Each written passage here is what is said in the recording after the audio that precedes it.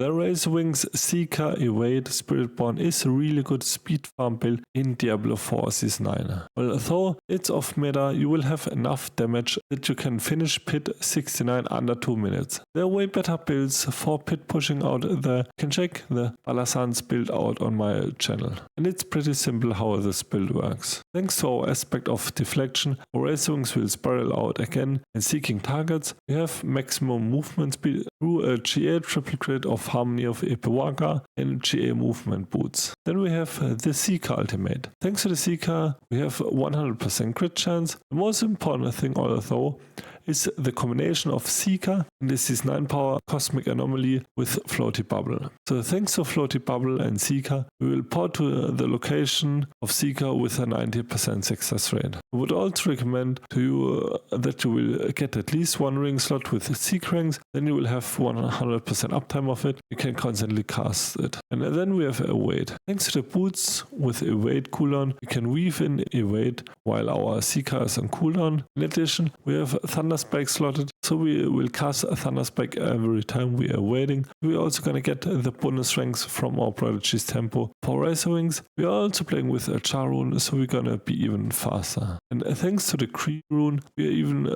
constantly pulling in the enemies for even faster clearing. The rotation is pretty simple. Always cast Seeker when you can and try to aim it right into packs or far on the edge of your screen. Cast Razor Wings to kill packs, but always keep moving with Evade. Because you have constantly aspect of deflection and counterattack active, they will spiral out so you can move while you are casting. Watch out that your armored hide and counterattack is active for maximum speed and damage output. Rest Ravager for the sex of your Sunset Warcry.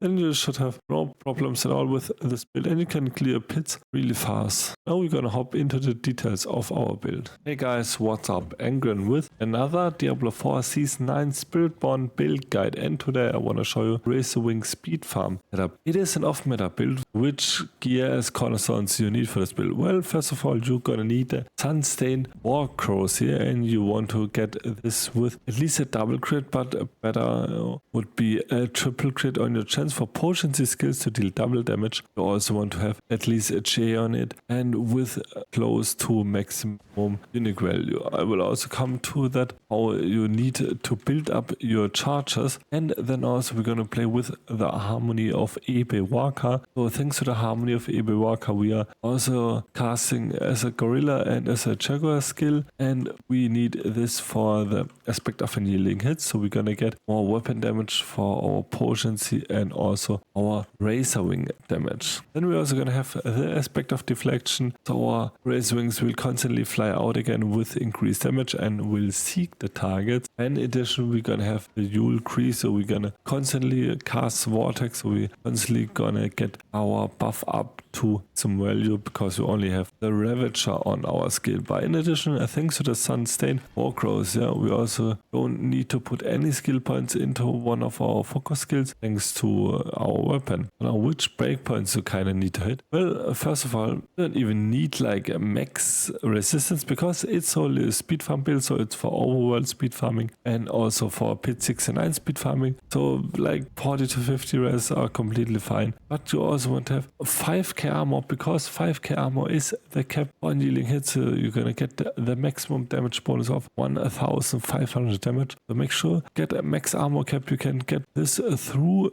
your gloves, then also through your pants, boots, but also at least a double crit on your total armor. In addition, with some Paragon nodes on your tree, you should get close to the max armor cap, and that's pretty important. Get this so you will do more damage. Okay, now let's talk about general gear. So as I said, the Sustained Warcry is here and also the Harmony of Epiwaka, but we're also going to play with a Shroud of False Death. It's simply the best armor in the game right now. And for our aspects, we're going to have the aspect of Endless Tailend. We're going to get more Eagle skill damage after we take the target with our Razor Wings. In addition, we also have the aspect of Fleet Wings, so we are unhindered now, and the Razor Wings is an incarnate skill, but we're gonna get up to I think like 40 or 43% damage if we have as max aspect, so that's also pretty great for potency skills, and as a side aspect of unyielding hits, and also the aspect of redirected force for max crit, and we're also gonna have the max block chance thanks to our armored hide and thanks to the armored hide active duration to try to get this on your pens, so you will have a total time of 6.52 seconds, and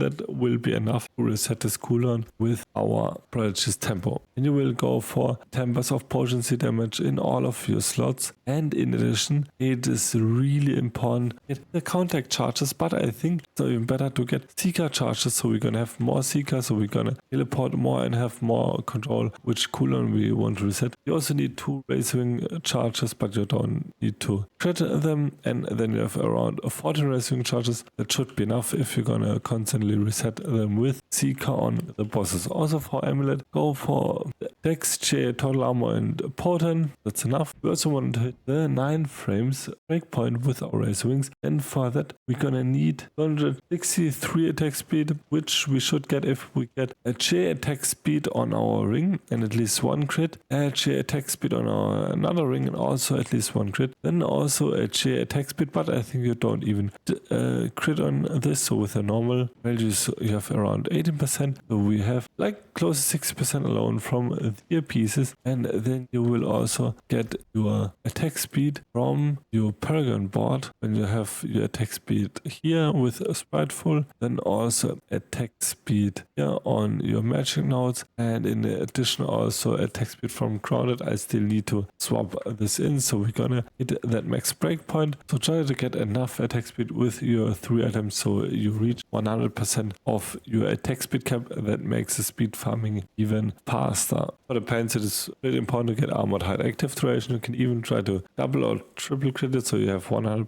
uptime of your armored hide. And also for your movement speed, you want to have 100% movement speed, so you will need to get a GA movement speed on your boots, also a GA movement speed on your helmet, and double crit your movement speed on your helmet and triple crit your movement speed on your helmet, but it's also fine to get a double crit, and then also have normal value, so you should get then up to 100% movement speed, and then your movement speed cap, you can move even faster. And also, as shown in the introduction, we're gonna play with Evade on a Thunder Spike, because with every third pass of our Thunder Spike we're gonna get 4 additional rings for our potency skills, and you're gonna need a triple crit evade cooldown reduction. It is also fine with like a double crit on it, but with that and the attacks reduce evades cooldown by 1.5 seconds, have enough to get from pack to pack with our evade. For our rune wards, we're gonna have the Yule Tree, as I said. We're gonna constantly cast Vortex skill, get our Sunstained War Crosier buff at hub, and then also we're gonna have Gem and Char, so we're gonna teleport even faster, and we are even faster on the map. Heroic Jewelry, get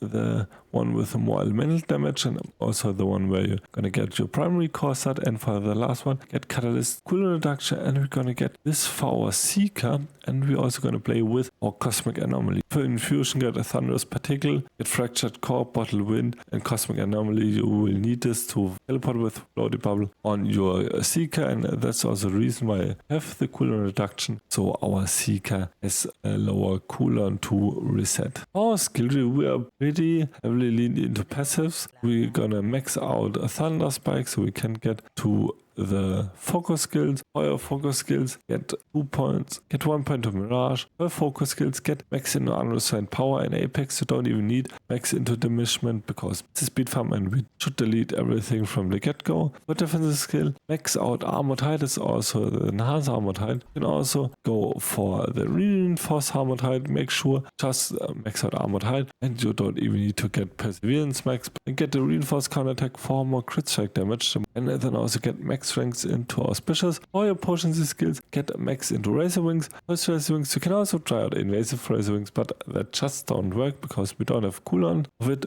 It will work with Season 10. And then also get max into Brilliance and Acceleration. The cool part is because we constantly use Evade, we also gonna have the damage from Acceleration, and also max out Furnace as also potent. Our Razor Wings is also a Jaguar, I think. So Furnace will also buff this up. Max out Vehemence for more potency skill damage, and also max out Dominant and try to max out the Silent. For your ultimate skills, get max into Seeker. Also Harmony Seeker, you don't need Exalted Seeker because we're constantly vulnerable and our enemies with the enhanced Razor Wings. Also get your max into Supremacy and Resolution, and then get your Prodigy's Tempo for your key passive. The Paragon board, get your Talon in the first slot, so you will do more Razor Wings damage. Then get the Revealing board, your Colossal, or the more reserve stacks you have. For your next board, get your Convergence, so you can get this up max with your non-physical damage and your Canny Glyph, and then also get Spirit Glyph, so we're gonna do more crit strike damage. This is pretty good. For a second last board, get your Fulminate, so we're gonna do more lightning damage, and also get your Vicious Shield, so we're gonna do more damage the more barrier we have, and for last board, get Canny with your Sapping. And after that, try to get your max strengths into things like Canny or Fulminate or Spirit, and